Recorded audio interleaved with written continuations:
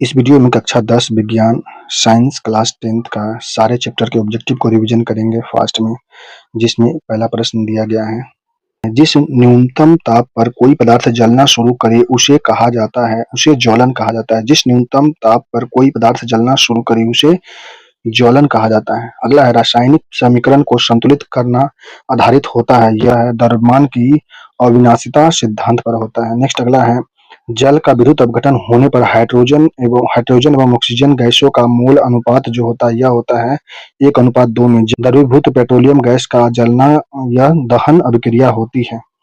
अगला है, क्षेपी अभिक्रिया। अम्ल को जल द्वारा तनु करना ऊष्माक्षेपी अभिक्रिया है। ऊष्माक्षेपी अभिक्रिया का एक उदाहरण है अम्लों का जल द्वारा तनु करना।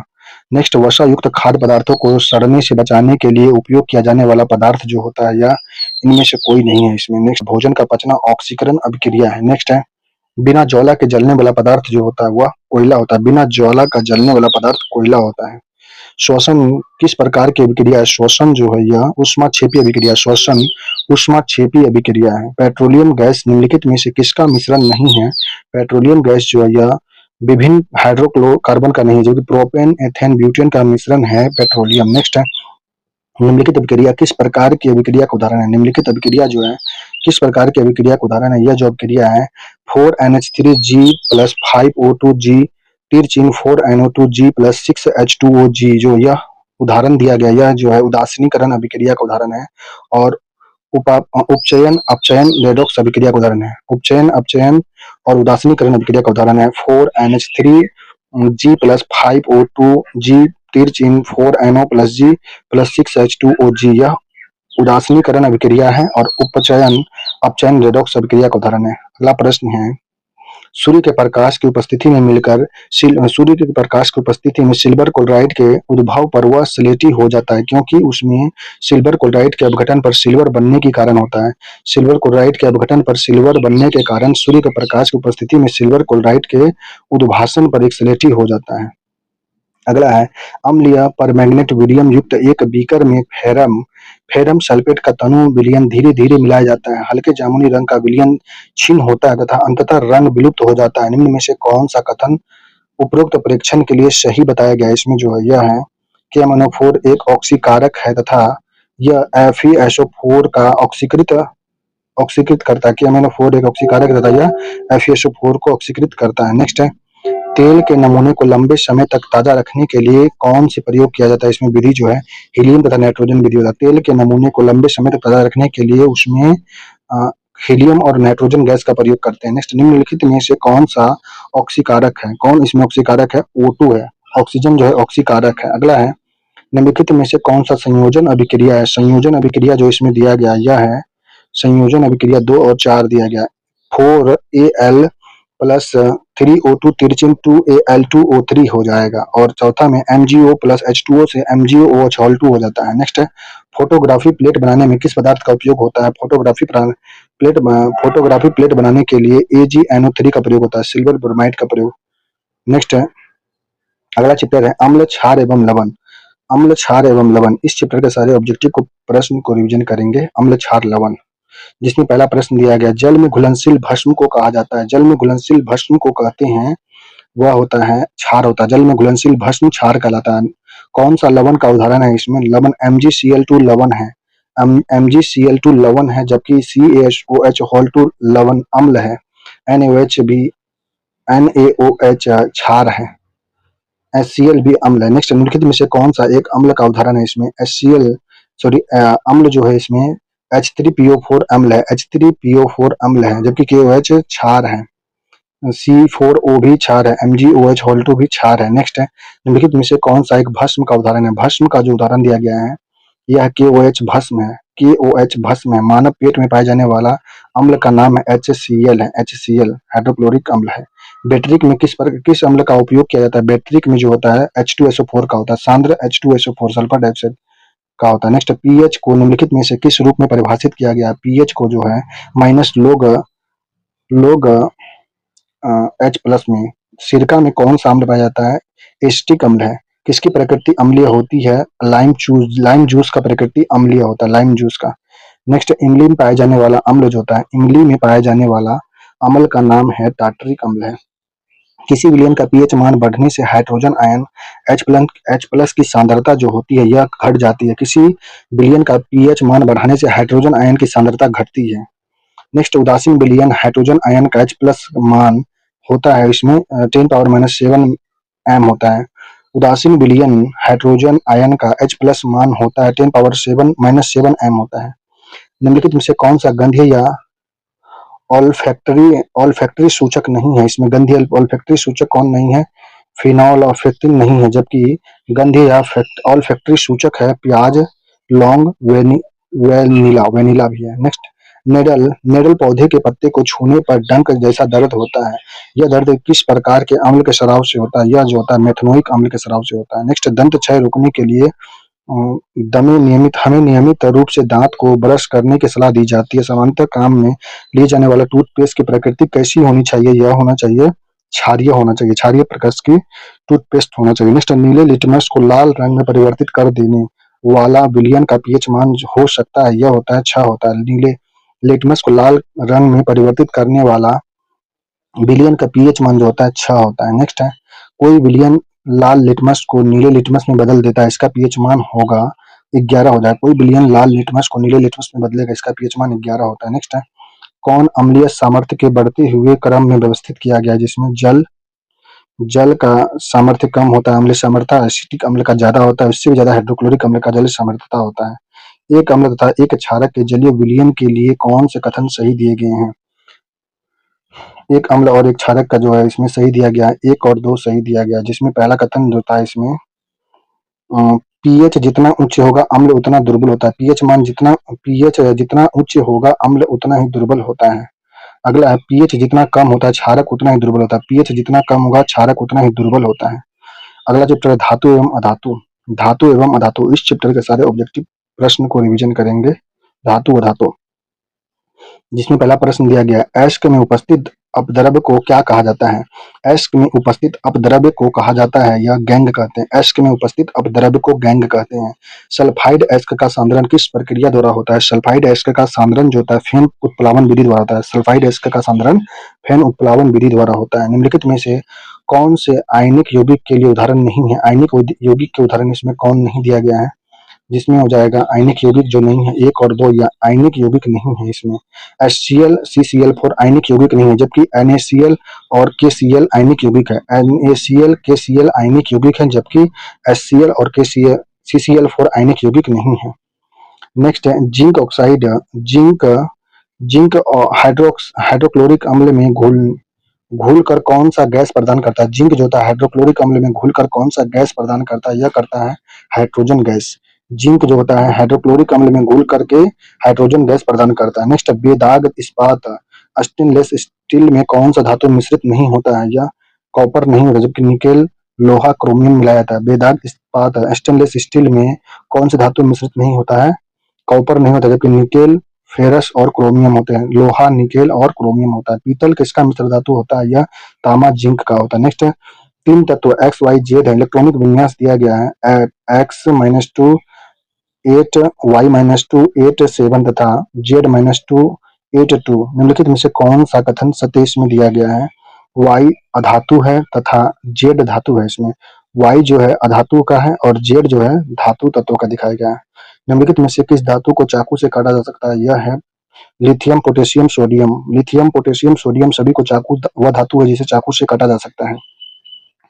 अगला धातु के पतले तार के रूप में खींचने की क्षमता होती है, उसे तन्यता कहते हैं। तन्यता कहते हैं। हवाई जहाज बनाने में उपयोग की जाने वाली धातु का नाम जो है एल्युमिनियम है।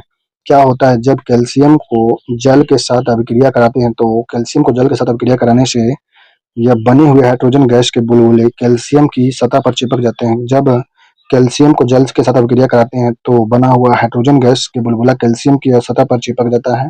यह जल से कम तीव्र अभिक्रिया करता है। जल से कम तीव्र अभिक्रिया करता है। नेक्स्ट है लोहे एवं इस्पात को जंग लगने से बचाने के लिए किस धातु की परत चढ़ाई जाती है? वह जस्ता की होती है।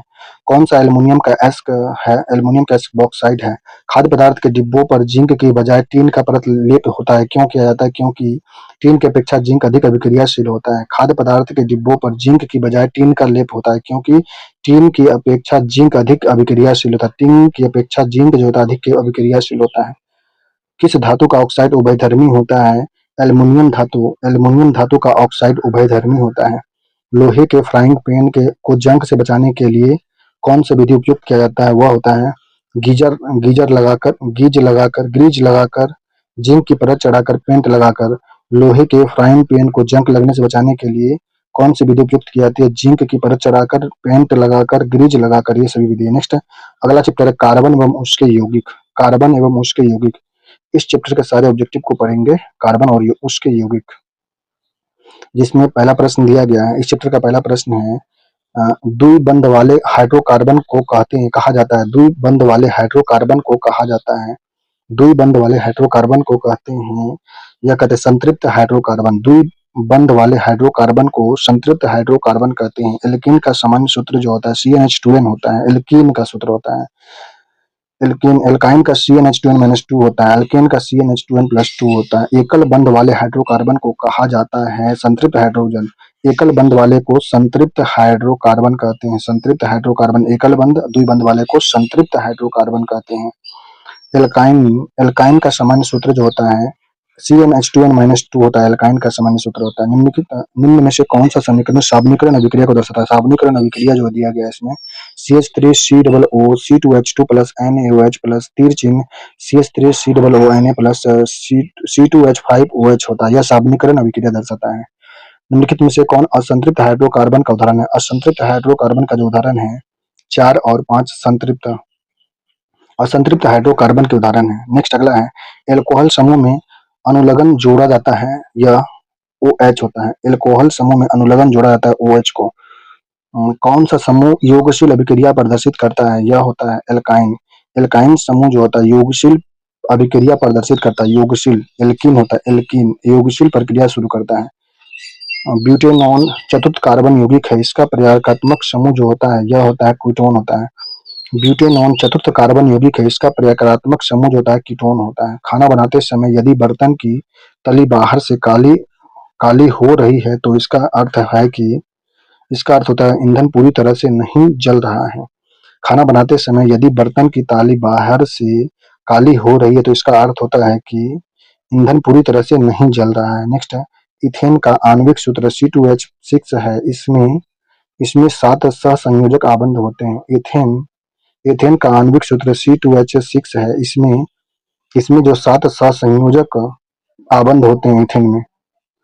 नेक्स्ट अगला प्रश्न है, संपीड़ित प्राकृतिक गैस CNG का प्रमुख घटक जो होता है इसमें CNG का प्रमुख घटक मीथेन ही होता है। नेक्स्ट है, एथिलीन में उपस्थित कुल बंधों की संख्या होती है। एथिलीन में कुल उपस्थित बंध की संख्या एथिलीन में 6 होता है।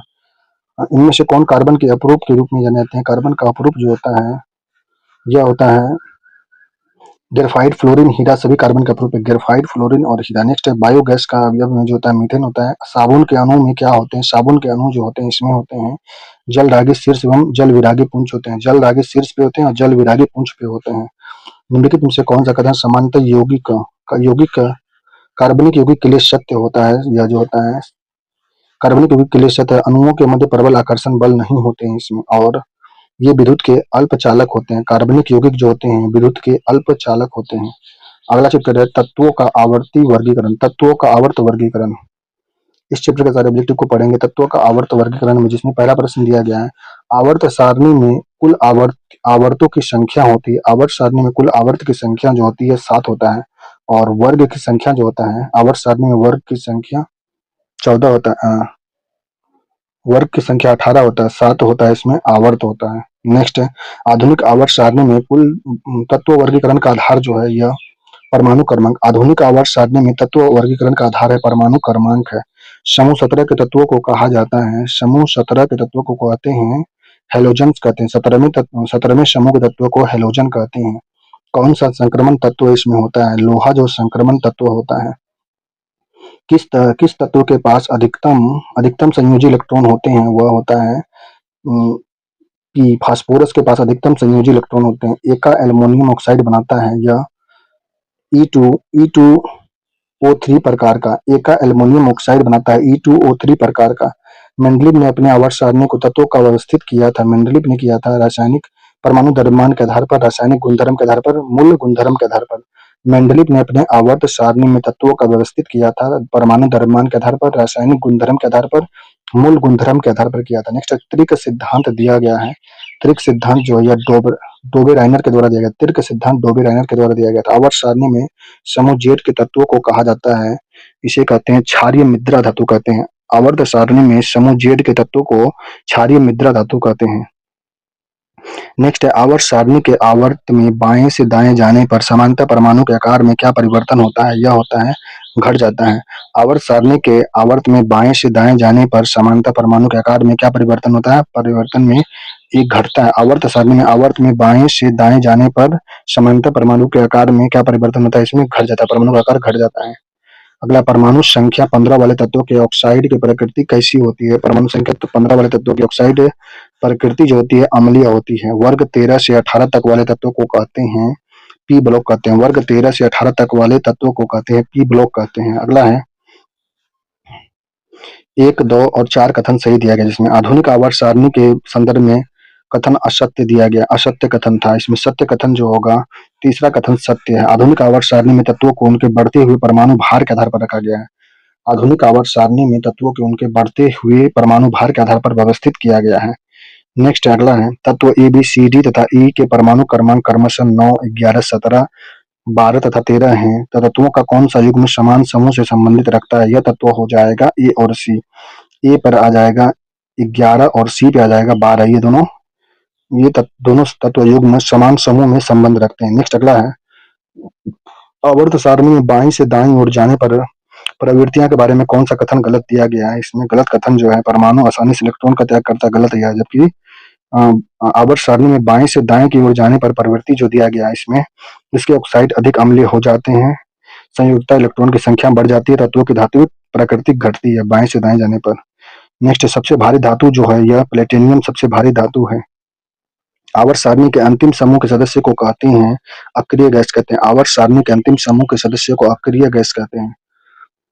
अगला चैप्टर है जैव प्रक्रम। इस चैप्टर के सारे टॉपिक फैक्ट को रिवीजन करेंगे। जैव प्रक्रम का ऑब्जेक्टिव है, जिसमें पहला प्रश्न दिया गया। जैव प्रक्रम चैप्टर का पहला प्रश्न, मनुष्य में पाचन की क्रिया प्रारंभ होती है, यह मुख्य गुहा से होता है। ऑक्सीजन का वाहक होता है, ऑक्सीजन का वाहक हीमोग्लोबिन होता है। प्रोटीन एवं अमीनो अम्ल के विखंडन से क्या प्राप्त होता है? यह होता है केवल अमोनिया, यूरिक अम्ल और यूरिया सभी होते हैं। यूरिक अम्ल, यूरिया, अमोनिया प्रोटीन व अमीनो अम्ल के विखंडन से प्राप्त होते हैं। रक्त प्लाज्मा में सबसे अधिक मात्रा में उपस्थित जो होता है वह होता है जल होता है। रक्त प्लाज्मा में सबसे अधिक मात्रा में जल होता है। कौन सजीव के मुख्य लक्षण हैं? प्रजनन, श्वसन, उत्सर्जन सजीव के लक्षण हैं। पादप में जाइलम किसके लिए उत्तरदायी होता है? यह होता है जल का वहन के लिए। मनुष्य में वृक्क गुर्दा एक तंत्र का भाग है जो संबंधित होता है उत्सर्जन से। मनुष्य में वृक्क गुर्दा जो होता है एक तंत्र का भाग होता है जो संबंधित होता है उत्सर्जन से। ऑक्सीजन रक्त को हृदय से शरीर के विभिन्न भागों तक ले जाने वाली रक्त वाहिनियां कहलाती है, यह धमनी कहलाती है। ऑक्सीजन रक्त को हृदय से शरीर के विभिन्न भाग में ले जाने वाली रक्त वाहिनियां धमनी कहलाती है। हृदय से सभी शरीर के भाग में धमनी पहुंचाता है, और सीरा जो होता है शरीर से पूरे ब्लड को हृदय के पास पहुंचाता है। नेक्स्ट क्लोरोफिल वर्णक का रंग जो होता है हरा रंग का होता है। क्लोरोफिल वर्णक का रंग हरा होता है। वो प्रक्रम जिसके द्वारा शरीर में ऊर्जा का उत्पादन होता है उसे कहते हैं, ऊर्जा का उत्पादन होने वाले को कहते हैं श्वसन कहते हैं। सही कथन का चयन करना है। इसमें सही कथन जो दिया गया है, जिसमें विषम पोषी प्राणी अपने भोजन का संश्लेषण स्वयं नहीं करते हैं। नेक्स्ट है दूसरों पर आश्रित रहते हैं वे। नेक्स्ट अगला है कौन से कथन सत्य दिए गए हैं? इसमें एक और 4 कथन सही। किण्वन अवायवीय श्वसन का एक रूप है। किण्वन जो है अवायवीय श्वसन का एक रूप है। चौथा में है पाइरुवेट को ईस्ट की सहायता से इथेनॉल और कार्बन डाइऑक्साइड में बदला जा सकता है। पाइरुवेट को ईस्ट की सहायता से इथेनॉल और कार्बन डाइऑक्साइड में बदला जा सकता है। निम्नलिखित में से अमीबा किस रचना की सहायता से अपना भोजन अंतर्ग्रहण करता है? अमीबा जो होता है कूटपाद या पदार्थ के द्वारा अपना भोजन अंतर्ग्रहण करता है। अमीबा जो होता है कूटपाद एवं पदार्थ के द्वारा अपना भोजन अंतर्ग्रहण करता है। मशीन द्वारा रक्त शुद्धिकरण की प्रक्रिया को कहते हैं हीमोडायलिसिस कहते हैं। मशीन द्वारा रक्त शुद्धिकरण की प्रक्रिया को कहते हैं हीमोडायलिसिस कहते हैं। कौन सा उत्सर्जी अंग है? उत्सर्जी अंग इसमें जो है वृक्क जो है उत्सर्जी अंग है। नेक्स्ट रक्त होता है, रक्त एक उत्तक है। पत्तियों में गैसों का आदान प्रदान जो होता है यह रंध्र के द्वारा होता है। प्रकाश संश्लेषण प्रक्रिया द्वारा प्राप्ति होती है ग्लूकोज की। प्रकाश संश्लेषण प्रक्रिया द्वारा प्राप्त ग्लूकोज की होती है।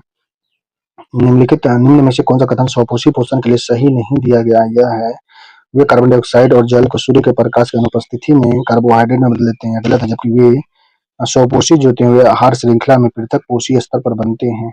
वे कार्बोहाइड्रेट को स्टार्च के रूप में भंडारित रखते हैं। वे कार्बोहाइड्रेट का संश्लेषण कार्बन डाइऑक्साइड और जल से तथा सूर्य एवं क्लोरोफिल की उपस्थिति में कर लेते हैं। नेक्स्ट अगला चैप्टर है नियंत्रण एवं समन्वय। नियंत्रण एवं समन्वय इस चैप्टर के सारे ऑब्जेक्टिव को रिवीजन करेंगे, याद करेंगे। जिसमें पहला प्रश्न दिया गया है सेरिब्रम किसका भाग होता है? सेरिब्रम जो होता है यह अग्र मस्तिष्क का भाग होता है।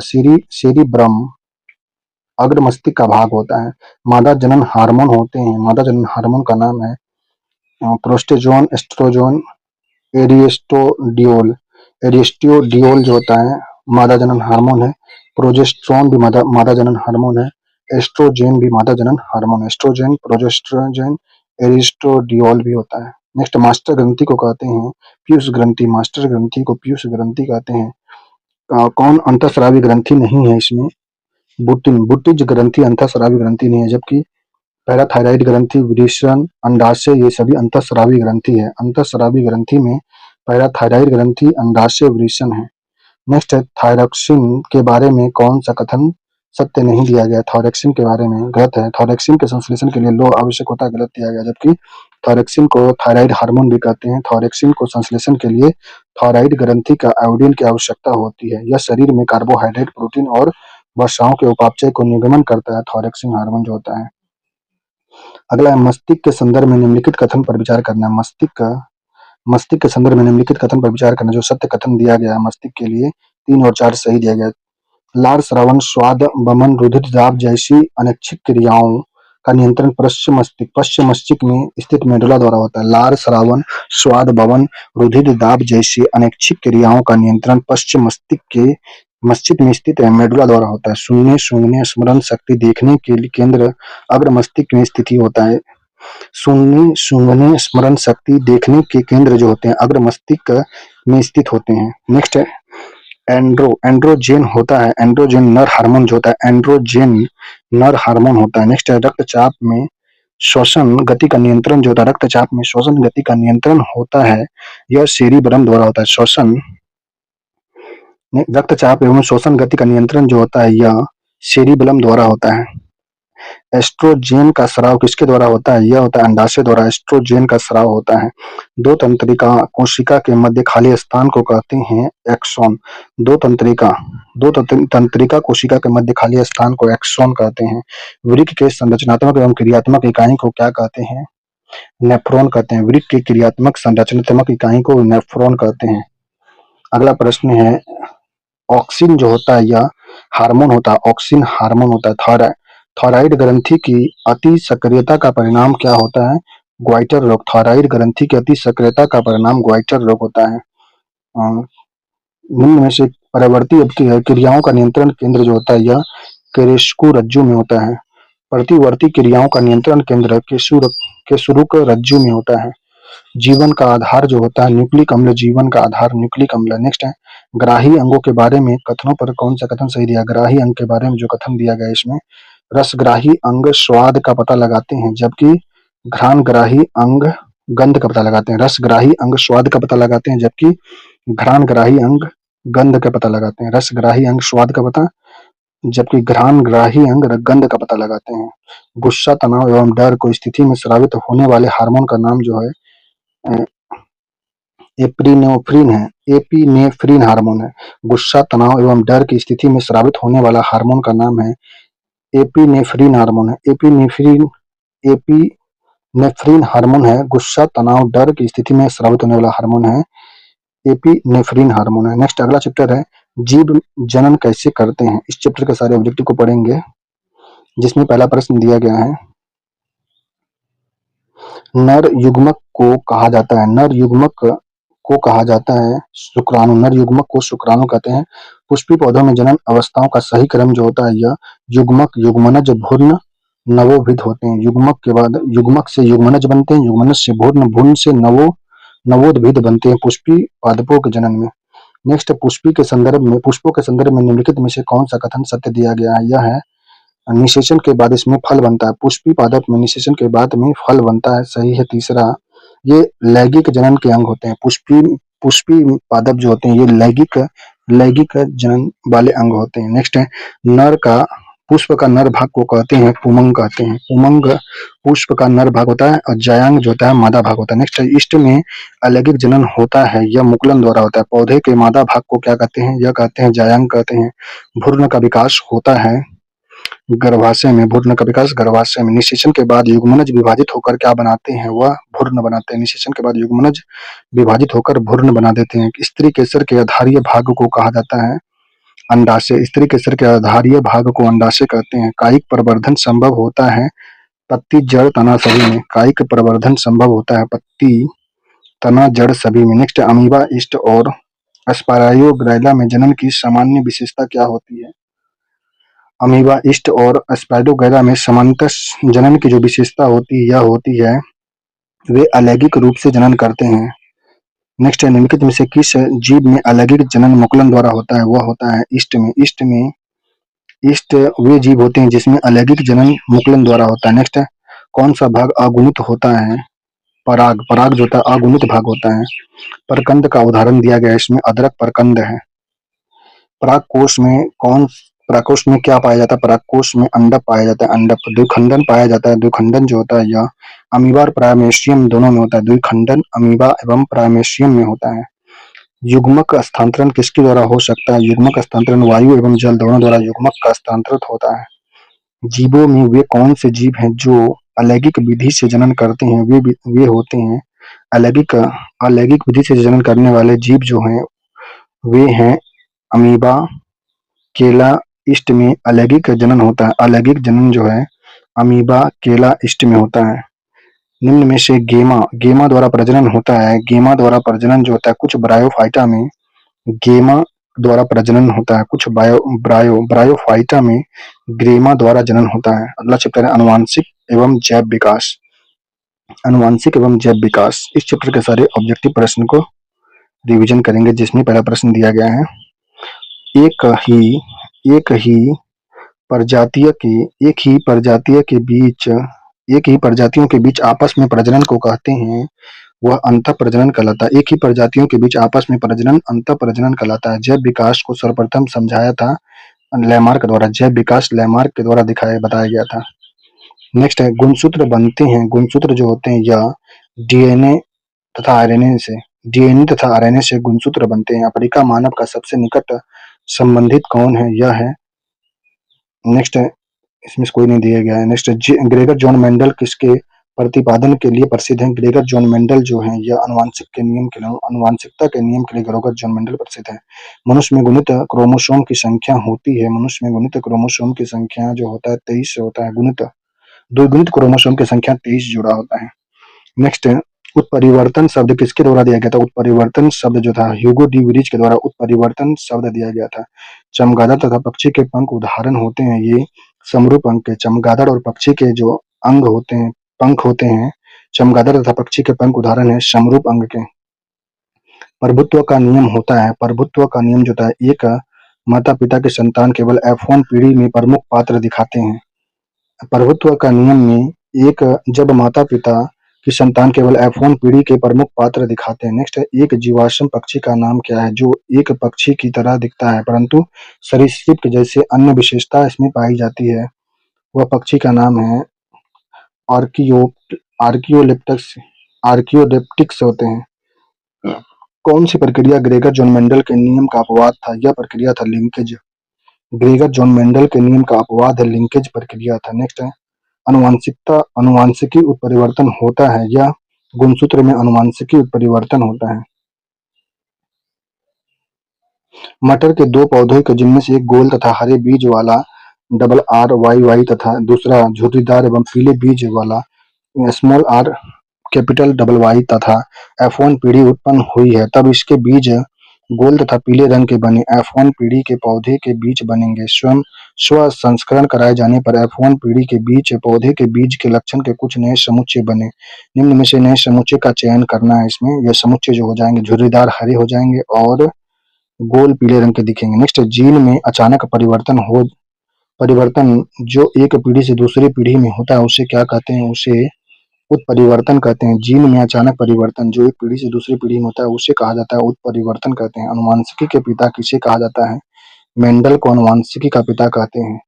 एबीज विकसित हुए हैं। एबीज जो है सरीसृप से विकसित हुए हैं एबीज। अगला चैप्टर है प्रकाश परावर्तन एवं अपवर्तन। प्रकाश परावर्तन एवं अपवर्तन, इस चैप्टर के सारे ऑब्जेक्टिव को पढ़ेंगे। प्रकाश परावर्तन अपवर्तन है, जिसमें पहला प्रश्न दिया गया है, लेंस में वक्रता केंद्र की संख्या होती है 2 होती है। लेंस में वक्रता केंद्र की संख्या 2 होती है। उत्तल लेंस द्वारा प्रतिबिंब कैसा होता है? यह होता है सदैव सीधा होता है। अवतल दर्पण को कहते हैं अभिसारी कहते हैं। उत्तल दर्पण को कहते हैं अपसारी अपसारी कहते हैं उत्तल दर्पण को, और अवतल को अभिसारी कहते हैं। 25 सेंटीमीटर फोकस दूरी वाले उत्तल लेंस की क्षमता होती है 4 डायोप्टर। 25 सेंटीमीटर फोकस दूरी वाले उत्तल लेंस की क्षमता 4 डायोप्टर होती है। लेंस की क्षमता मापी जाती है डायोप्टर में। अगला है, सूर्योदय एवं सूर्यास्त के समय आकाश का रंग कैसा होता है? यह होता है लाल रंग का होता है। एक गोलीय दर्पण जो बाहर की तरफ वक्रित होता है उसे क्या कहते हैं? उसे उत्तल दर्पण कहते हैं। एक गोलीय दर्पण जो बाहर की तरफ वक्रित होता है उसे उत्तल दर्पण कहते हैं। किसी माध्यम के अपवर्तनांक का मान होता है, यह sin i by sin r होता है। स्नेल का नियम भी इसे कहते हैं। सोलर कुकर में उपयोग होने वाला दर्पण का नाम है अवतल दर्पण। कौन सा पदार्थ लेंस बनाने के लिए उपयोग नहीं होता है? यह मिट्टी नहीं होता, कांच, जल, प्लास्टिक होता है। किसी वस्तु का अवतल दर्पण द्वारा बना प्रतिबिंब आभासी, सीधा एवं वस्तु से बड़ा पाया जाता है। वस्तु की स्थिति कहाँ पे होनी चाहिए? दर्पण के ध्रुव तथा मुख्य फोकस के बीच में होना चाहिए। किसी वस्तु का अवतल दर्पण द्वारा बना प्रतिबिंब आभासी, सीधा एवं वस्तु से बड़ा पाया गया तो वस्तु की स्थिति कहाँ होनी चाहिए? यह स्थिति होना चाहिए दर्पण के ध्रुव तथा मुख्य फोकस के बीच होना चाहिए। गोलीय दर्पण की वक्रता त्रिज्या r तथा फोकस दूरी f के बीच का संबंध जो होता है यह होता है f बराबर r/2 होता है। दाढ़ी बनाने में दर्पण प्रयोग होता है अवतल दर्पण। समतल दर्पण द्वारा बना प्रतिबिंब होता है वास्तविक। समतल दर्पण द्वारा बना प्रतिबिंब वास्तविक होता है। अगला अगला चैप्टर है मानव नेत्र तथा रंग बिरंगा संसार। इस चैप्टर के सारे ऑब्जेक्टिव को रिवीजन करेंगे, जिसमें पहला प्रश्न दिया गया है, प्रकाश की किरण का तरंगदैर्घ्य न्यूनतम होता है। किसका तरंगदैर्घ्य न्यूनतम होता है? बैगनी का तरंगदैर्घ्य न्यूनतम और अपवर्तनांक अधिकतम होता है। लाल का तरंगदैर्घ्य अधिकतम और अपवर्तनांक न्यूनतम होता है। मानव नेत्र प्रतिबिंब बनाते हैं वह भाग कौन सा है? वह भाग का नाम है दृष्टिपटल। मानव नेत्र प्रतिबिंब बनाते हैं वह भाग दृष्टिपटल कहलाता है। चांद की सतह पर खड़े अंतरिक्ष यात्री को आकाश का रंग दिखाई पड़ता है काले रंग का। किसी वस्तु का प्रतिबिंब रेटिना के आगे बनता है, निम्न में से कौन सी दृष्टि दोष हो जाएगा उसे? यह निकट दृष्टि दोष होगा। रेटिना के आगे बनता है प्रतिबिंब तो दृष्टि दोष जो होगा निकट दृष्टि दोष होगा। नेत्रदान के समय आंख के कौन से भाग प्रत्यारोपण के लिए प्रयोग होता है? यह भाग होता है कॉर्निया। समांतर प्रिज्म कितने सतह से घिरे होते हैं? प्रिज्म जो होता है यह 5 सतह से घिरा होता है। प्रिज्म 5 सतह से घिरा होता है। रातों में तारे को टिमटिमाने की परिघटना जो होती है यह होता है अपवर्तनांक के सिद्धांत पर तारे टिमटिमाते हैं। मानव नेत्र द्वारा किसी वस्तु का बना प्रतिबिंब जो होता है या मानव नेत्र में जो प्रतिबिंब बनता है, किसी भी वस्तु का प्रतिबिंब बनता है, यह बनता है वास्तविक, उल्टा तथा छोटा। मानव नेत्र के द्वारा किसी वस्तु का प्रतिबिंब वास्तविक, उल्टा तथा छोटा बनता है। अगला प्रश्न है, किसी कोलाइडी विलयन में निलंबन कणों से प्रकाश के परिकिरणन को कहते हैं टिंडल प्रभाव कहते हैं। किसी कोलाइडी विलयन में निलंबन कणों से प्रकाश का परिकिरणन को कहते हैं टिंडल प्रभाव। प्रिज्म से प्रकाश की परिघटना घटती है। प्रिज्म से प्रकाश की परिघटना जो घटती है वह कहलाती है वर्ण विक्षेपण। प्रिज्म से प्रकाश की परिघटना जो घटती है वर्ण विक्षेपण कहलाती है। सूर्योदय एवं सूर्यास्त के समय सूर्य के रक्तस्राव प्रतीत होने के लिए परिघटना को महत्वपूर्ण योगदान दिया था। इसने प्रकाश का परिकिरणन। सूर्य तथा सूर्योदय एवं सूर्यास्त के समय रक्त लाल रंग का दिखता है सूर्य। अब घटना जो था प्रकाश का परिकिरणन। जिस दृष्टि दोष में नेत्र की क्रिस्टल लेंस धुंधला अपारदर्शी हो जाती है उसे कहते हैं निकट दृष्टि। किस दृष्टि दोष में नेत्र की क्रिस्टलीय लेंस धुंधला अपारदर्शी हो जाती है वह निकट दृष्टि होता है। सामान्य मनुष्य का दूर बिंदु जो होता है यह 25 सेंटीमीटर पर दूर बिंदु होना चाहिए, अनंत होना चाहिए। निकटतम बिंदु जो होता है यह होता है 25 सेंटीमीटर पर। गहरे समुद्र में जल का नीला क्यों दिखाई पड़ने लगता है? यह होता है प्रकाश के परिकिरणन के कारण गहरे समुद्र में जल का नीला क्यों दिखाई पड़ने लगता है? प्रकाश के परिकिरणन के कारण नेत्र लेंस की फोकस दूरी बढ़ा देने पर नेत्र की पेशियां जो होती है यह शिथिल हो जाती है और लेंस पतला हो जाता है। नेत्र लेंस की फोकस दूरी बढ़ा देने पर नेत्र की पेशियां शिथिल हो जाती है और लेंस पतला हो जाता है। अगला चैप्टर है विद्युत। इस चैप्टर के सारे ऑब्जेक्टिव को पढ़ेंगे। विद्युत चैप्टर का, जिसमें पहला प्रश्न दिया गया है, विद्युत धारा की प्रबलता का एसआई यूनिट जो होता है, विद्युत धारा की प्रबलता का एसआई यूनिट जो होता है एम्पियर होता है। विद्युत धारा की प्रबलता का एसआई यूनिट एम्पियर। विद्युत विभवांतर किस उपकरण द्वारा मापी जाती है? विद्युत विभवांतर को मापने का उपकरण का नाम है वोल्टमीटर। इलेक्ट्रॉन पर कितना चार्ज होता है? यह 1.6 है इंटू 10⁻19 कूलम होता है। इलेक्ट्रॉन पर चार्ज होता है। 1 किलोवाट घंटा कितने के बराबर होता है? यह होता है 3.6 इंटू 10⁻6 के बराबर। 1 किलोवाट घंटा किसके बराबर होता है? 3.6 गुना 10⁻6 के बराबर होता है। नाइक्रोम संघटक होते हैं निकेल और क्रोमियम का। नाइक्रोम जो संघटक होता है निकेल और क्रोमियम का। विद्युत बल्ब के तंतु को किस धातु से बनाते हैं? यह टंगस्टन के द्वारा। प्रतिरोध आर के किसी तार के टुकड़े को 5 समान भाग में बांटा जाता है। इन टुकड़ों को फिर शंट में संयोजित कर देते हैं। यदि संयोजन का समतुल्य प्रतिरोध R1 है तो R/R1 का अनुपात जो हो जाएगा यह होगा 25। एसी को डीसी में परिवर्तित किया जाता है यह दृष्ट कार्य द्वारा एसी को डीसी में परिवर्तित करते हैं। बिजली के हाई वोल्टेज वाले तार पर बैठे पक्षी को करंट क्यों नहीं लगती है? क्योंकि विद्युत धारा के प्रभाव के लिए समृत पथ नहीं बनता है। इसमें विद्युत धारा के प्रभावित होने के लिए समृत पथ नहीं बनता है, इसलिए बिजली के हाई वोल्टेज वाले तार पर पक्षी बैठने से करंट नहीं मारता है उसे। नॉट गेट निम्न में से क्रियान्वित किया जाता है। नॉट गेट को जो होता है एकल ट्रांजिस्टर के द्वारा नॉट गेट को क्रियान्वित किया जाता है। अगला है विद्युत धारा की दिशा होती है। विद्युत धारा की जो दिशा होती है परिपथ में इलेक्ट्रॉनों के प्रवाह की दिशा के विपरीत होता है। विद्युत धारा की दिशा परिपथ में इलेक्ट्रॉन के प्रवाह की दिशा के विपरीत होता है। किन्हीं दो समान आवेश में होता है प्रतिकर्षण होता है। किन्हीं दो समान आवेशों में प्रतिकर्षण होता है। दो स्थिर आवेश के बीच लगने वाले बल उसकी मात्रा के गुणनफल के समानुपाती तथा उसके मध्य की दूरी के वर्ग के व्युत्क्रमानुपाती होता है। यह बताया था किसने? कूलम का नियम है। कूलम के नियम के अनुसार दो स्थिर आवेश के बीच लगने वाला बल उसके मात्राओं के गुणनफल के समानुपाती तथा उसके मध्य की दूरी के वर्ग के व्युत्क्रमानुपाती होता है। यह नियम था कूलम का नियम। अर्धचालक नहीं है इसमें। अर्धचालक कौन नहीं है? आर्सेनिक अर्धचालक नहीं है, जबकि सेलेनियम, गैलियम, जर्मेनियम अर्धचालक हैं। जब एनोबाइट की राड को बिल्ली की खाल से रगड़ते हैं तो एनोबाइट की राड हो जाती है इसमें ऋणावेशित हो जाता है इसमें। नेक्स्ट है अधिकतम विभव प्राप्त करने के लिए सेल को श्रेणी संयोजन दर्शित करने के लिए कौन सा प्रयोग करते हैं? इस प्रकार का सेल होता है। नेक्स्ट अगला चैप्टर है विद्युत धारा का चुंबकीय प्रभाव। इस चैप्टर के सारे ऑब्जेक्टिव को पढ़ेंगे। विद्युत धारा का चुंबकीय प्रभाव, जिसमें पहला प्रश्न दिया गया है फ्लेमिंग के वाम हस्त के नियम में अंगूठा की दिशा जो होता है, फ्लेमिंग के वाम हस्त नियम में अंगूठे की दिशा प्रदर्शित करता है बल को। फ्लेमिंग के वाम हस्त नियम में अंगूठा की दिशा जो होता है प्रदर्शित करता है बल को। और होता है स्विच लगाया जाता है जो यह गर्म तार में स्विच लगाया जाता है। गर्म तार में स्विच लगता है। कौन सा पदार्थ है? चुंबकीय नहीं है इसमें। कांच जो है चुंबकीय नहीं, जबकि लोहा, कोबाल्ट, निकेल चुंबकीय पदार्थ है। घरों में फ्यूज तार किस प्रकार का उपयोग किया जाता है? इसमें निम्न गलनांक वाले होने चाहिए फ्यूज तार। वैद्युत चुंबकीय प्रेरण की परिघटना निम्न में से किस प्रक्रिया से संबंधित है? विद्युत चुंबकीय प्रेरण की घटना जो होती है किस प्रक्रिया से संबंधित होता है? यह होता है कुंडली तथा चुंबक के बीच सापेक्षिक गति के कारण कुंडली में प्रेरित विद्युत धारा उत्पन्न करना।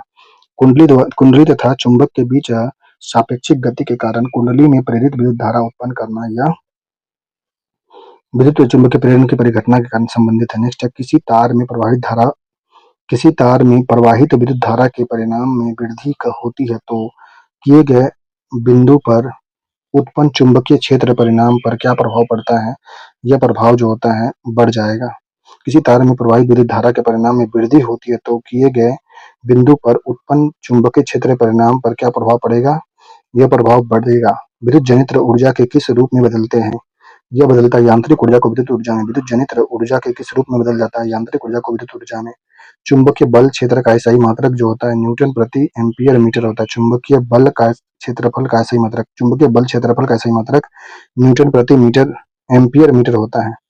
डायनमो का सिद्धांत किस पर आधारित होता है? यह होता है विद्युत चुंबकीय प्रेरण पर। डायनमो का सिद्धांत विद्युत चुंबकीय प्रेरण पर आधारित होता है। विद्युत फ्यूज विद्युत धारा के किस सिद्धांत पर कार्य करता है? यह करता है ऊष्मीय प्रभाव पर। विद्युत फ्यूज जो होता है विद्युत धारा का ऊष्मीय प्रभाव पर कार्य करता है। नेक्स्ट अगला है, किसी किसी लंबी सीधी धारावाही परिनालिका के अंदर चुंबकीय क्षेत्र की तीव्रता जो होती है, किसी लंबी सीधी धारावाही परिनालिका के अंदर चुंबकीय क्षेत्र की तीव्रता जो होती है यह सभी बिंदुओं पर समान होती है। किसी लंबी सीधी धारावाही परिनालिका के अंदर चुंबकीय क्षेत्र की तीव्रता सभी बिंदु पर समान होती है। विद्युत चुंबकीय प्रेरण की घटना का उपयोग किसमें किया जाता है?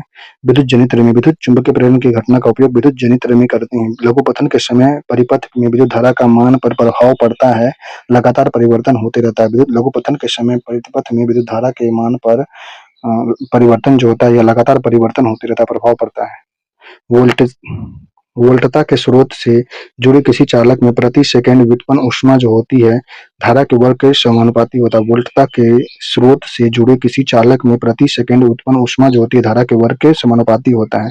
शुष्क सेल का वोल्टेज या वोल्टता होती है 1.56 वोल्टेज होता है। शुष्क सेल का वोल्टेज या वोल्टता जो होता है 1.56 वोल्ट होता है। अगला, विद्युत धारा के कारण उत्पन्न चुंबकीय क्षेत्र की दिशा किस नियम से ज्ञात होता है? यह होता है मैक्सवेल के दाहिने हाथ के नियम से। विद्युत धारा के कारण चुंबकीय क्षेत्र की दिशा किस नियम से ज्ञात होता है? यह मैक्सवेल के दाहिने हाथ के नियम से होता है। नेक्स्ट है बल विद्युत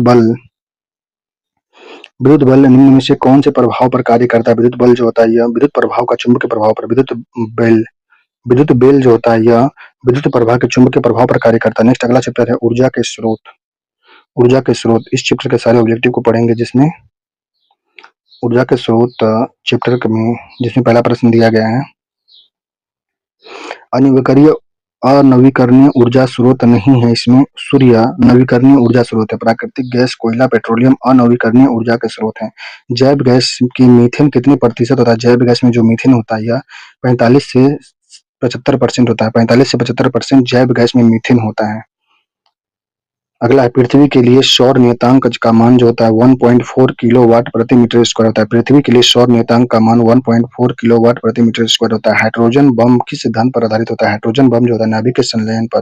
हाइड्रोजन बम नाभिकीय संलयन के सिद्धांत पर कार्य करता है। नेक्स्ट है, भारत देश में ऊर्जा की आपूर्ति के लिए अलग अलग स्रोत का उपयोग किया जाता है। उपयोग के आधार पर इन स्रोतों का घटते क्रम को चुना गया है। इसमें बताया गया है चुना कोयला पर सबसे ज्यादा कोयला में प्रयोग होता है कोयला, उसके बाद जल का प्रयोग, फिर पेट्रोलियम, प्राकृतिक गैस का, फिर नाभिकीय ऊर्जा का प्रयोग होता है। सबसे ज्यादा भारत देश में ऊर्जा के लिए अलग अलग स्रोत का उपयोग होता है, जिसमें सबसे ज्यादा उपयोग जो है यह कोयला क्षेत्र का होता है। उसके बाद जल क्षेत्र का होता है। ऊर्जा आपूर्ति के लिए पहला कोयला क्षेत्र, फिर ऊर्जा क्षेत्र है, सॉरी जल क्षेत्र है, फिर तीसरा पेट्रोलियम प्राकृतिक गैस क्षेत्र है, और चौथा क्षेत्र जो हो जाएगा नाभिकीय क्षेत्र हो जाएगा। कोयला सबसे बड़ा है ऊर्जा स्रोत का, दूसरा जल क्षेत्र है, तीसरा पेट्रोलियम प्राकृतिक गैस है, चौथा नाभिकीय क्षेत्र है। नेक्स्ट, किस देश को पवनों का देश कहते हैं? इसे डेनमार्क को पवन का देश कहते हैं। ऊर्जा के निम्न रूपों में से किसका साज सज्जा और उपयोग की परिघटना में सबसे कम पर्यावरण प्रदूषण होता है? वह होता है सौर ऊर्जा में। सौर ऊर्जा में सबसे कम पर्यावरण प्रदूषण होता है। सही विकल्प का चुनाव करना सी। सूर्य के ऊर्जा में असीम स्रोत के रूप में किया जाता है। सूर्य के ऊर्जा के असीम स्रोतों से प्रकाश ले क्या बोलते हैं? सूर्य के ऊर्जा के असीम स्रोत के रूप में किया जाता है, यह सही विकल्प है। बायोगैस के मुख्य घटक में मीथेन होता है।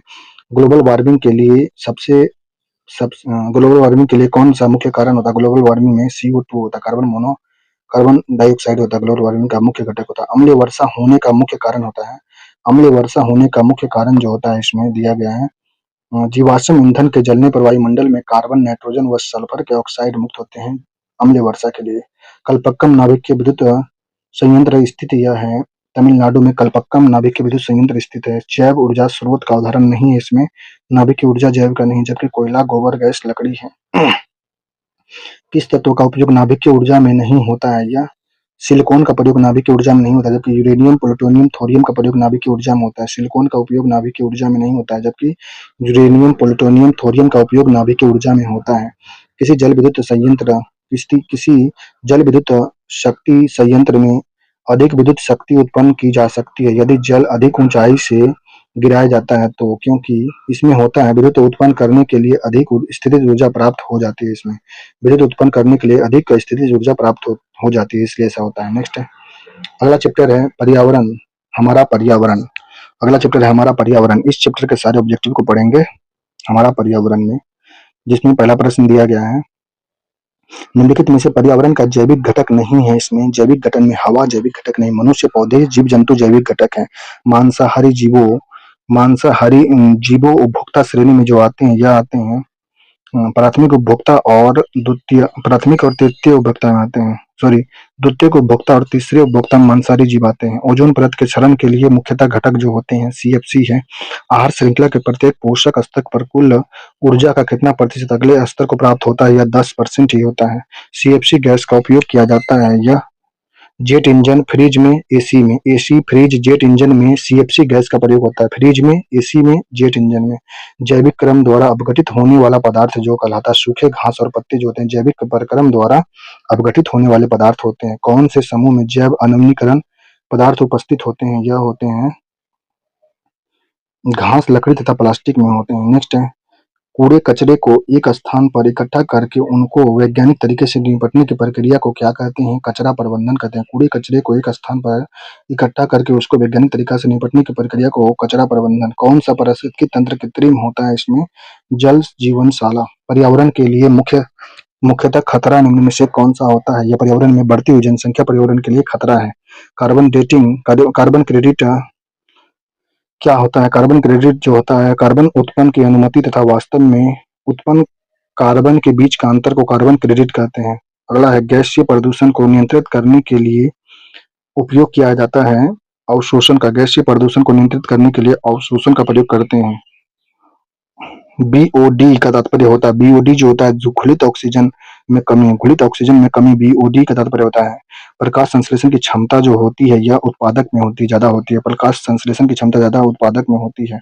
आहार श्रृंखला के जाल को क्या कहते हैं? इसे खाद्य जाल कहते हैं। नेक्स्ट है, आहार श्रृंखला में माना कि चौथा पोषी स्तर पर ऊर्जा की प्राप्ति 5 किलो जूल है, तो उत्पादक स्तर पर कितना ऊर्जा उपलब्ध होगी? यह हो जाएगी 5000 किलो जूल। आहार श्रृंखला में माना कि चौथे पोषी स्तर पर ऊर्जा की मात्रा 5 किलो जूल है, तो उत्पादक स्तर पर कितनी ऊर्जा उपलब्ध होगी? यह हो जाएगा 5000 किलो जूल उत्पादन पर। नेक्स्ट है, जैव विविधता हॉटस्पॉट को किस आधार पर विश्लेषण किया जाता है? जैव विविधता का जो यह है स्थानिक फूल पौधे और खतरा के आधार पर, स्थानिक फूल पौधे और खतरा के आधार पर जैव विविधता हॉटस्पॉट को विश्लेषण किया जाता है। नेक्स्ट है, ताप, वर्षा, मिट्टी तथा वायु आदि कैसे कारक होते हैं? ये सभी अजैव कारक हैं। ताप, वर्षा, मिट्टी, वायु अजैव कारक हैं। मानव जब अल्ट्रा वायलेट किरणें के अत्यधिक प्रभावित हो जाता है तो कौन सा रोग होता है? उसमें त्वचा का कैंसर और प्रतिरक्षा तंत्र की क्षति हो जाती है। मानव जब अल्ट्रा वायलेट किरण के अत्यधिक प्रभावित होता है तो उसमें रोग होता है त्वचा का कैंसर, प्रतिरक्षा तंत्र की क्षति होता है। अगला चैप्टर है प्राकृतिक संसाधन का प्रबंधन। प्राकृतिक संसाधन का प्रबंधन, इस चैप्टर के सारे ऑब्जेक्टिव को पढ़ेंगे, जिसमें पहला प्रश्न दिया गया है, चिपको आंदोलन किससे संबंधित था? यह वृक्ष से संबंधित था। चिपको आंदोलन वृक्ष से संबंधित था। अगला प्रश्न है, कोलीफॉर्म समूह है, कोलीफॉर्म समूह जो है यह जीवाणु है। कोलीफॉर्म समूह को जीवाणु कहते हैं। स्वच्छ जल का पीएच मान 7 होता है, 7। क्योटो प्रोटोकॉल संबंधित है। क्योटो प्रोटोकॉल जो है यह संबंधित है भूमंडलीय ताप वृद्धि से। क्योटो प्रोटोकॉल संबंधित था।